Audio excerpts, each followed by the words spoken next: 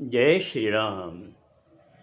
रामायण सिंधी शायरी में व्याख्या हिंदी में पृष्ठ 72 अयोध्या कांड। इसके पहले गुरु वशिष्ठ और महाराजा जनक भरत से कहते हैं कि जिस उद्देश्य से तुम यहाँ आए हो कि श्री राम वापस अयोध्या चलें, तो अब जो भी तुम्हारे मन में है निसंकोच श्री राम से कह दो।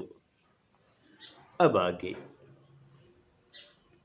नाथ अभाई गुरु ऐ स्वामी, मात पिता ऐ अंतर जामी, शरण लगे जी रख्या वारा, सब खिदीदड़ सिख्या वारा। भरत कहते हैं कि हे नाथ, आप तो गुरु भी हैं और स्वामी भी हैं, माता और पिता भी हैं और अंतर्यामी भी हैं।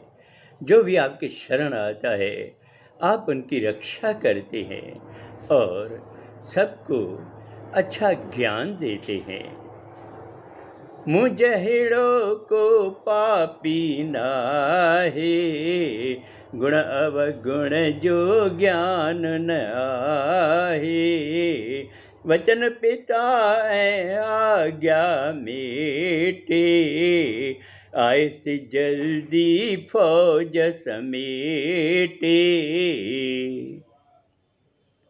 भरत कहता है कि मेरे जैसा कोई पापी संसार में नहीं है, मुझे गुण और अवगुण का कोई ज्ञान नहीं है।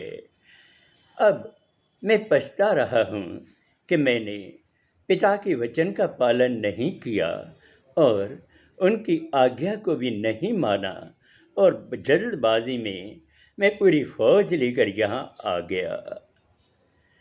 को न डिठो आको जगधारे, जो रघुवर जी आज्ञा टारे, थी गुस्ताखी मुखा आहे, तब प्रभु मोहे जो जस साराहे।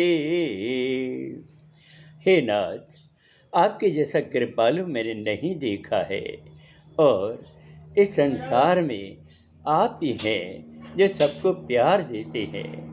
मुझसे बड़ी गुस्ताखी हो गई है। हे प्रभु, फिर भी आपने मुझे माफ़ किया और मेरी सराहना की। मंगल चरणन दर्शन पातो, नाथ दयालु आहे जातो, हर हद मोहि जो मान वधायो, डोह वडो प्रभु प्रेम वसायो। अब मैंने आपके मंगल चरणों का दर्शन कर लिया है। आप दयालु हैं, यह भी मैंने जान लिया है। आपने हर जगह मेरा मान बढ़ाया। इतना बड़ा दोष मेरा था, फिर भी आपने प्रेम दिया। माफ कयो प्रभु कयल डिंगाई, जल्द करण में समझन आई, माँ सेवक कह लायक नाया, हाणे वञण जी आज्ञा चाहा। हे प्रभु, मुझसे बड़ी भूल हो गई, मुझे माफ़ कर दीजिए। जल्दबाजी में मुझे कुछ समझ में नहीं आया। मैं तो आपका सेवक हूँ और किसी लायक नहीं हूँ।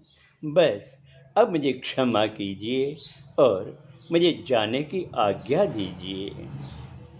ये चमदे मन प्रेम समायो, निर्णन में जल भर जी आयो, रामचरण में मस्तक आहे, सुत नजारो वर्णन नाहे।